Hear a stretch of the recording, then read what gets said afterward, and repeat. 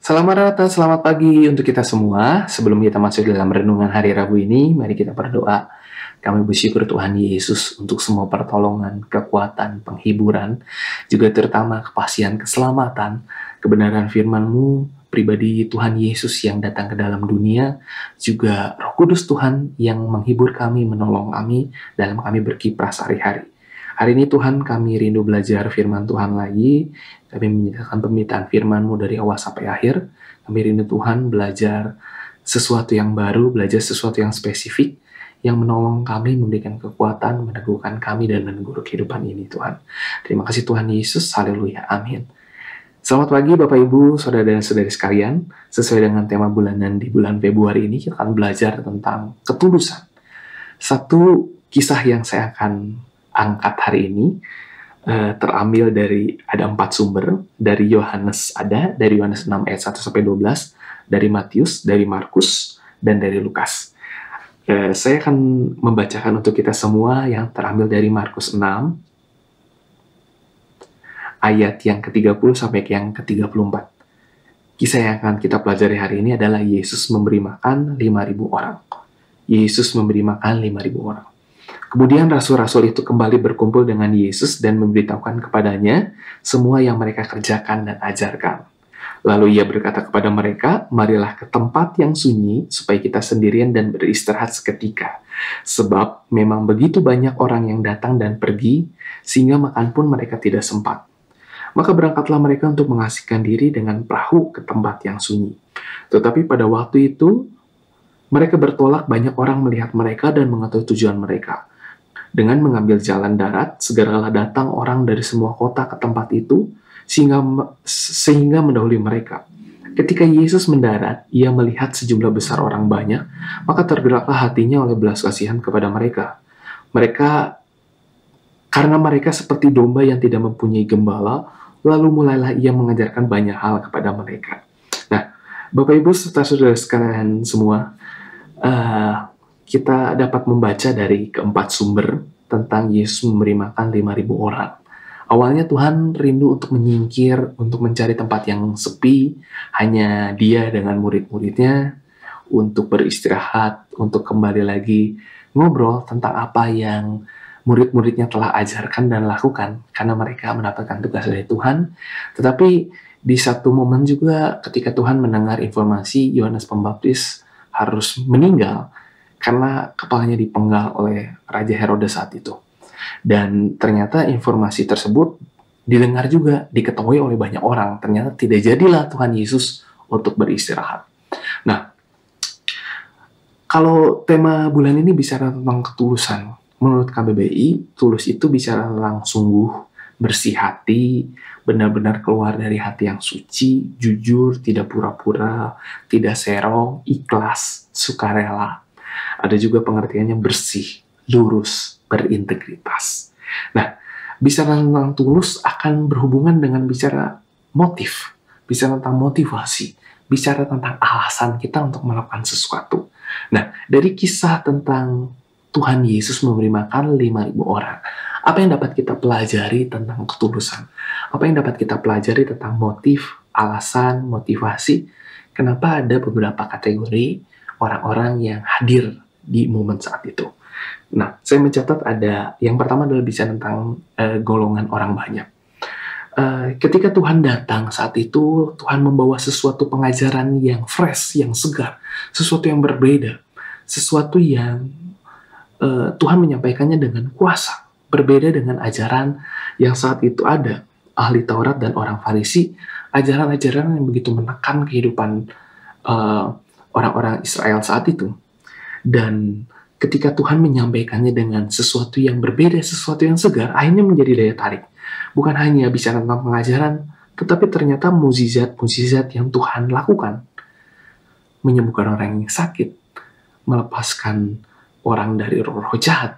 Ternyata itu menjadi daya tarik yang begitu besar. Akhirnya banyak orang yang datang kepada Tuhan saat itu untuk melihat, untuk merasakan kerumunan, merasakan atmosfer berada di orang banyak. Ada di antaranya juga mungkin rindu lagi melihat mukjizat. Kalau beberapa waktu lalu hanya mendengar dari teman-temannya, mereka ingin melihat, menyaksikan sendiri Ada di antara orang banyak yang datang mungkin juga dengan membawa pergumulan, rindu untuk disembuhkan dari sakit penyakitnya. Nah, poin yang kedua bicara tentang kategori murid-murid. Nah, kalau tadi alasan tujuan orang banyak itu datang untuk melihat, untuk merasakan mukjizat Tuhan, untuk berada di kerumunan, mungkin supaya mereka tidak ketinggalan tentang ada ajaran yang baru nih, mereka ingin dengar. Mereka juga alasan untuk datang, mereka nggak ingin ketinggalan tentang pribadi ini siapa nih, sesuatu yang baru. Ada mungkin diantaranya juga orang Farisi dan ahli Taurat yang ingin mencari celah ajarannya yang menyesatkan atau pribadi yang menyesatkan. Nah, kategori yang kedua adalah bicara tentang murid-murid ya. Kalau kita melihat di akhir kisah Tuhan memberi makan 5.000 orang, bagaimana peran murid-murid membantu Tuhan untuk membagi orang banyak itu menjadi berkelompok. Ada yang 100, ada yang 50, lalu mengkoordinir, membagi-bagikan roti dan ikan, juga mengumpulkan kembali sisa roti dan ikan tersebut ke dalam tempat yang sudah disediakan. Tetapi kita juga bisa melihat peran murid-muridnya ketika Tuhan bertanya kepada murid-muridnya bahwa apa yang ada yang kita miliki saat ini? Berapa banyak roti yang kita miliki saat ini? Lalu ada seorang murid Tuhan Yesus bernama Filipus, dia berkata, Tuhan, kalau 200 dinar saja kita punya untuk beli roti, nggak mungkin bisa memberi makan sebanyak orang ini. Dicatat 5.000 orang laki-laki saja, belum itu perempuan, belum itu anak-anak. 200 dinar itu seperti upah 200 hari kerja, atau mungkin sekitar 1 tahun bekerja di kumpulan untuk beli roti, masih tidak cukup. Murid yang lalu berkalkulasi menggunakan logikanya, nggak mungkin Tuhan bisa. Lalu ada juga murid-murid yang berkata, Tuhan udah suruh aja, nggak usah pusing Tuhan, supaya mereka pulang mencari makanan di desa-desa terdekat. Tetapi ada juga Andreas yang memberikan solusi. Tuhan, saya tidak bisa mendapatkan roti yang banyak, tetapi di sini ada seorang anak yang memiliki 5 roti dan 2 ikan. Sama seperti juga murid-murid punya tujuan, punya alasan, punya motif yang berbeda di situasi tersebut. Mungkin ada murid-murid yang tidak ingin pusing, ada murid-murid yang berusaha untuk memberikan solusi, ada murid-murid yang berusaha membantu sesuai dengan apa yang mereka mampu gitu.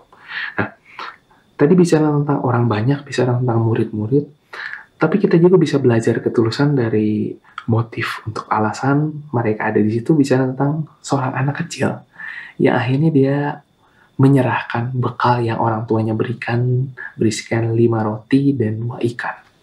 Kita bisa melihat bahwa bicara tentang ketulusan juga bicara tentang pengorbanan, bicara tentang ketulusan, bicara tentang ikhlas, bicara tentang muncul dari hati yang suci kita. Nah, anak kecil ini dia rela untuk memberikan bekalnya yang seharusnya untuk dia sendiri juga mungkin tidak cukup, karena sepanjang hari anak ini ikut. Dalam firman Tuhan tidak ditulis apakah ada orang tua atau dia pergi sendiri, tetapi firman Tuhan menulis bahwa anak kecil ini memberikan akhirnya 5 roti dan 2 ikan ini. Kita dapat melihat bahwa biasanya anak-anak kan identik dengan egois, tapi kisah ini kita bisa melihat seorang anak, dia mau menyerahkan bekalnya untuk diberikan kepada Tuhan Yesus. Dan kita tahu bahwa bekal anak atau makanan anak sebanyak apa sih? Pasti tidak akan banyak mencukupi kebutuhan orang dewasa. Apalagi 5.000 orang laki-laki. Tapi kita bisa melihat bahwa anak kecil ini tulus, tidak memandang kecil apa yang dia miliki, tapi dia serahkan kepada Tuhan Yesus. Nah, yang terakhir adalah pribadi Tuhan Yesus. Ketika akhirnya dia melihat banyak orang di tengah-tengah kelelahannya, di tengah-tengah kesedihannya, saudaranya yaitu Yohanes Pembaptis harus mati dengan cara dipenggal. Lalu mungkin di titik itu Tuhan sebenarnya ingin istirahat. Tetapi sekali lagi ketulusan Tuhan terlihat dari digerakkan oleh belas kasihan, digerakkan oleh kasihnya yang muncul dari hati yang suci. Dia lalu menerima orang banyak dan mengajarkan banyak hal. Dia mengajar.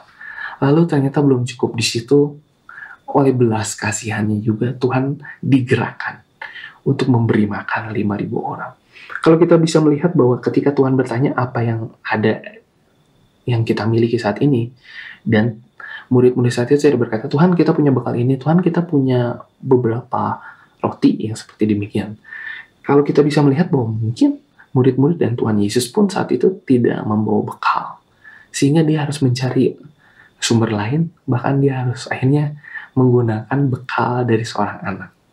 Tetapi sekali lagi bahwa Tuhan punya kasih yang luar biasa dalam hatinya kepada orang banyak. Mereka diajarkan, ternyata Tuhan juga menyembuhkan banyak orang sakit, dan dia memberi makan orang banyak. Nah, apa yang kita bisa pelajari tentang ketulusan? Ketika ketulusan itu muncul dari hati yang murni. Hati yang murni itu muncul dari hati yang telah mengalami proses perubahan. Bukan karena nilai-nilai baik, tetapi oleh kebenaran firman Tuhan dan Roh Kudus yang bekerja dalam hati orang percaya. Kalau kita bicara tentang orang percaya, itu adalah orang yang harus mengalami pertobatan dalam setiap hari. Apa itu pertobatan? Seorang hamba Tuhan berkata pertobatan adalah mengurangi sesuatu dalam kehidupan kita dan menambahkan Kristus di dalamnya. Apa yang harus kita kurangin? Mungkin adalah kebiasaan buruk, dosa-dosa yang kita suka lakukan. Kalau hari ini kita bicara tentang ketulusan, seringkali mungkin kita sama seperti murid-murid Tuhan Yesus yang menggunakan logika kita dulu sebelum kita memberikan Roh Kudus memimpin dalam kehidupan kita. Atau ada kalanya bahwa kita dipimpin oleh rasa saingan satu dengan yang lainnya, sama seperti orang-orang zaman itu yang tidak mau ketinggalan. Atau mungkin cuman sekedar iseng aja untuk ikut Tuhan. Nah, kita belajar tentang ketulusan sama seperti Tuhan yang akhirnya di tengah-tengah kelelahan, di tengah-tengah kesedihannya, masih mau menerima, masih mau melayani, masih mau mengajar, bahkan mengadakan mukjizat dan memberi makan 5.000 orang. Digerakkan oleh belas kasihan. Kita bisa belajar, kita bisa melihat bahwa ternyata semuanya digerakkan oleh kasih. Nah, bicara tentang ketulusan, bicara tentang pertobatan, mengurangi sesuatu dan menambahkan Kristus dalam kehidupan kita. Apa yang harus kita kurangin dan apa yang harus kita tambahkan? Hari ini saya mau bahas ada 4 poin yang kita bisa pelajari dari kisah 5.000 orang yang Tuhan mengadakan mukjizat di tengah-tengahnya. Yang pertama adalah bicara tentang Tuhan berkata, bawalah kepadaku. Nah, Bapak Ibu saudara-saudara sekalian, ketika Tuhan akhirnya berkata, bawalah kepadaku. Sama seperti saat ini juga, apa sih yang membuat kita begitu berat? Apa sih yang tantangan yang begitu menekan kehadapan kita? Pasti tidak lepas dari tantangan COVID. Mungkin ada di antara kita yang bergumul dengan sakit penyakit. Bisa tentang keuangan, pekerjaan, usaha. Ada juga hubungan suami istri, hubungan dengan anak. Juga banyak hal yang membuat kita menekan. Membuat kita kayaknya nggak mungkin lagi nih kita untuk hidup tulus, hidup jujur, hidup dari hati yang murni dan hati yang suci, karena begitu berat. Tuhan berkata sama seperti kepada murid-muridnya, bawalah kemari kepadaku. Mari Bapak Ibu kita bawa apapun tantangan, sekecil apapun kepercayaan yang Tuhan berikan, sebesar apapun juga, mungkin tantangan, ada hutang yang kita miliki, ada problem yang kita hadapi, sekecil apapun, sebesar apapun, mari kita bawa kepada Tuhan. Sama seperti ketika anak tersebut berkata, Tuhan, saya cuma punya 5 jelai roti, dan 2 ikan ini, apa artinya? Tetapi dia membawanya kepada Tuhan. Dan Tuhan tidak pernah menganggap remeh, tidak pernah menganggap kecil, tidak pernah menganggap atau menyepelekan tentang 5 roti dan 2 ikan ini. Sama seperti itu juga Tuhan tidak pernah menyepelekan apapun tantangan, apapun kepercayaan, apapun problem yang sedang kita hadapi saat ini. Mari bawalah kepada Tuhan. Yang kedua bicara tentang akhirnya ketika Tuhan menerima 5 roti dan 2 ikan, apa yang Tuhan lakukan? Dia menengadah ke langit. Di situ kita bisa belajar untuk bersyukur, untuk sekecil apapun kepercayaan yang Tuhan berikan, seberat apapun tantangan yang kita sedang hadapi saat ini, pernahkah kita bersyukur? Seringkali ketika kita menghadapi tantangan, menghadapi kebanyakan kesibukan, menghadapi banyak tanggung jawab dan kepercayaan yang Tuhan berikan, justru akhirnya kita lupa untuk bersyukur. Akhirnya kepercayaan yang Tuhan berikan, berkat yang Tuhan berikan, justru membuat kita menjadi berat, dan kita menjadi lelah, dan kita akhirnya lupa untuk bersyukur. Ketika kita lelah, ketika kita terlalu sibuk, akhirnya yang terjadi adalah justru kita jadi tidak dapat menikmati, tidak dapat bersuka cita untuk berkat yang Tuhan berikan.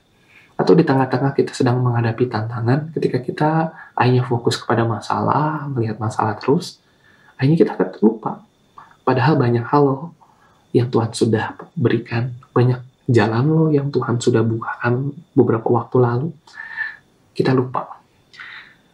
Marilah kemari kepadaku, bicara tentang bersyukur, sekecil apapun berkat Tuhan, seberat apapun problem tantangan yang Tuhan izinkan dalam kehidupan kita. Mari bersyukur, dan kita bisa melihat ketika Tuhan mengenadah ke langit bersyukur, lalu dia mengucapkan berkat. Ketika orang-orang dunia berkata bahwa kata-kata mempengaruhi kehidupan, mari katakan kamu mampu, kamu bisa. Ternyata Tuhan juga mengucapkan berkat kepada apa yang datang, apa yang diberikan kepada Tuhan Yesus. Sama seperti itu, Bapak Ibu Saudara sekalian, ketika kita sudah bersyukur, padahal kita mengucapkan berkat, mengucapkan kebenaran firman Tuhan, menaikkan pujian-pujian rohani yang berisikan nilai-nilai firman Tuhan, yang memberikan kekuatan, yang meneguhkan iman kita. Bukan seperti lagu-lagu dunia yang justru bikin kita jadi gak semangat, bikin kita jadi patah hati, bikin semangat kita jadi down. Tetapi justru firman Tuhan ini memberikan kita pedoman, meneguhkan langkah kita, memberikan kekuatan. Mari kita ucapkan berkat. Saya percaya apapun tantangan yang Tuhan berikan, Tuhan hadir dalam kehidupan saya. Terima kasih Tuhan untuk percayaan yang Tuhan berikan. Saya percaya ketika Tuhan memberikan berkat, saya percaya Tuhan juga yang memberikan hikmat, memberikan kekuatan untuk saya dapat melewatinya, untuk saya dapat mengelola apa yang Tuhan percayakan. Bawa kepada Tuhan apapun itu, belajar bersyukur, mengucapkan berkat, mengucapkan nilai-nilai firman Tuhan, mengucapkan menaikkan pujian. Yang terakhir bisa tentang akhirnya Tuhan memecah-mecahkan dan membagi-bagikan. Nah Bapak Ibu, kita sudah percaya kepada Tuhan, kita sudah meminta Roh Kudus untuk menolong kita. Tuhan, saya rindu untuk punya hati yang tulus, punya hati yang jujur. Saya rindu segala hal yang saya lakukan, motifnya, tujuan, alasannya adalah muncul dari Roh Kudus yang meneguhkan kehidupan kita. Tapi seringkali kita lupa untuk melakukan bagian kita. Ketika Tuhan setelah bersyukur, mengucapkan berkat, dia memecah-mecahkan dan membagi-bagikan. Di poin ini kita bisa belajar tentang mengelola kepercayaan Tuhan, mengelola berkat yang Tuhan berikan, mengelola stres dan tekanan juga yang menyertai tantangan kehidupan kita, mengelola kata-kata kita, mengelola sosial media kita. Ketika kita ada permasalahan, apakah kita menceritakannya atau curhatnya justru di sosial media, atau justru kita di sosial media mengumpat gitu ya. Apakah sejauh mana kita mengelola pikiran kita, mengelola hati dan perasaan kita. Seringkali firman Tuhan satu hal, tapi kita lupa tentang bagian kita untuk mengelola. Bicara mengelola juga bicara tentang sejauh mana sih kita sudah memelihara dan mengerjakan bagian kita untuk semua yang Tuhan izinkan terjadi dalam kehidupan ini. Ketika Tuhan aja memecah-mecahkan dan membagi-bagikan, kita bisa belajar tentang mengelola. Di sini juga kita bisa belajar tentang prioritas. Ada hal yang harus kita lakukan, ada hal yang urgent, ada hal yang tidak urgent, ada hal yang penting, ada hal yang tidak penting atau hal yang kurang penting, ada hal yang mendesak, ada hal yang tidak terlalu mendesak, atau ada hal yang di tengah-tengah. Nah, seringkali kita terlalu lelah, kita terlalu capek, kita terlalu happy juga. Kayaknya kita lupa untuk mengelola, kita lupa untuk kembali lagi mengusahakan, kembali lagi untuk mengerjakan. Kalau beberapa waktu yang lalu, kita mungkin lupa lagi untuk mengelola hati pikiran kita lupa untuk mengelola rohani kita. Kenapa Bapak Ibu saudara-saudarian kita nggak kembali lagi, mulai mengelola, menata lagi kehidupan kita, rohani kita, kesehatan kita, stres kita, rumah tangga, keluarga kita, dan kembali lagi mengelola atau menata usaha dan pekerjaan kita. Nah, Bapak Ibu, ada 4 hal yang tadi kita bisa pelajari, bisa tentang menyerahkan segala sesuatu kepada Tuhan, belajar untuk bersyukur, belajar untuk mengucapkan berkat.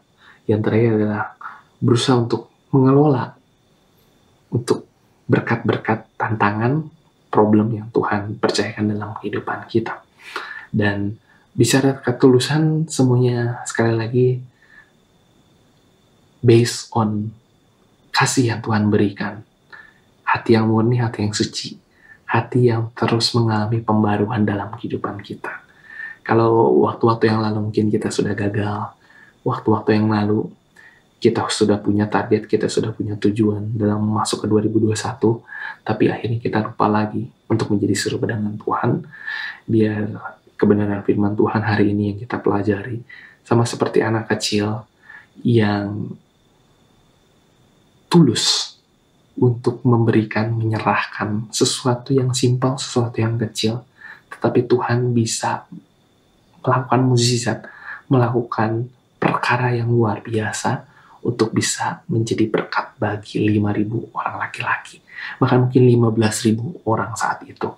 Sama seperti itu, apapun yang kita sedang hadapi saat ini, mari kita serahkan kepada Tuhan, dan percayalah bahwa Tuhan bisa melakukan mukjizatnya, Tuhan bisa melakukan perkaranya, dan kehidupan kita semakin bertumbuh, semakin berkembang, dan menghasilkan buah yang manis yang dapat menjadi berkat bagi orang sekitar. Terima kasih Bapak Ibu semua. Tuhan memberkati, dan mari kita berdoa. Kami bersyukur Tuhan, pada hari ini kami belajar lagi firman Tuhan, mukjizat yang terjadi 2000 tahun lalu, 5.000 orang yang Engkau berikan makan Tuhan. Kami bersyukur punya Allah yang penuh dengan belas kasihan, dan kasihnya, belas kasihannya tetap sama hingga saat ini Tuhan. Engkau yang tahu ada Bapak Ibu, saudara-saudari sekalian yang sedang menghadapi tantangan yang tidak mudah dalam pekerjaan, dalam usaha, dalam kesehatan, dalam finansial, dalam hubungan suami istri, dalam hubungan keluarga, dan hubungan pertemanan, dalam hubungan bertetangga Tuhan. Malam hari ini kami rindu bahwa ketulusan yang Kau berikan, yang muncul dari hati yang murni, hati yang suci yang sudah dipulihkan, hati yang sudah ditinggali oleh Roh Kudus yang meneguhkan, hati yang sudah dipenuhi oleh nilai-nilai firman Tuhan. Kami rindu Tuhan, bisa kembali lagi mengelola, bisa lagi menata. Budi kami Tuhan, seringkali kami lupa untuk menyerahkan hal-hal, tantangan, beban, tanggung jawab yang Tuhan percayakan dalam kehidupan kami, sehingga kami melangkah sendiri, akhirnya kami capek, kami lelah, dan kami akhirnya nggak mampu, dan mungkin ada satu titik di mana kami frustasi. Tuhan, malam hari ini kami kembali lagi diingatkan untuk menyerahkan semuanya ke dalam tangan-Mu. Kami mau belajar juga Tuhan, di tengah-tengah kesibukan, di tengah-tengah kepenatan kami untuk belajar. Berterima kasih, dan juga Tuhan, kami mau mengucapkan berkat, mengucapkan firman Tuhan, mengucapkan menaikkan kebenaran pujian, mengungkapkan ucapan terima kasih kami kepada Tuhan, karena itulah yang Kau rindukan dalam kehidupan kami. Dan yang terakhir Tuhan, mampukan kami untuk mengelola, menata lagi kembali kehidupan kami, perasaan kami, pikiran kami, rohani kami, jasmani kami, dan jiwa kami Tuhan, supaya semuanya kehidupan kami dapat mampu memuliakan nama Tuhan. Terima kasih Tuhan Yesus, haleluya, amin. Tuhan Yesus memberkati kita semua. Sampai berjumpa di kesempatan berikutnya. Amin.